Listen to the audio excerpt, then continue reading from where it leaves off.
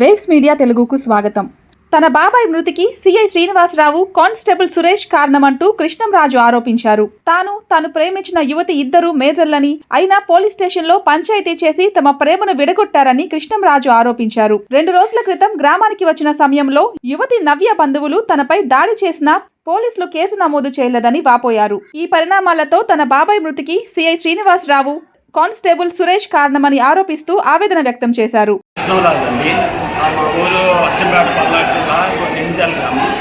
నేను గాది నవ్య, నా పేరు కృష్ణంరాజు. గాది నవ్య ప్రేమించుకొని పెళ్లి చేసుకున్నాను సార్. ఆగస్టు 5, 2025లో చేసుకొని మేము పోలీస్ స్టేషన్కి వెళ్ళి రక్షణ కోసం అడిగితే ఈ అచ్చంపేట సిఐ శ్రీనివాసరావు ఉండి మా ఇద్దరిని మేజర్ అయ్యేందులో కూడా విడదీసి నాతో పాటు మా రిలేటివ్స్, మా ఫ్రెండ్గా ఉన్నాడని వాళ్ళ దొంగ ఆరోపణలు చేసి వాళ్ళ మీద అక్రమాలుగా కేసులు పెట్టి మేము పోలీస్ స్టేషన్ చుట్టూ తిరిగినా మీ మీద కేసు కడతాం అనే విధంగా మమ్మల్ని బెదిరించి సిఐ శ్రీనివాసరావు, సురేష్ కానిస్టేబుల్ మొత్తం మీ మీద పెడతాం కేసులు అని చేపించి మా ఫ్రెండ్ వాళ్ళ నాన్న, మా బాబాయ్ చనిపోయాడు సార్.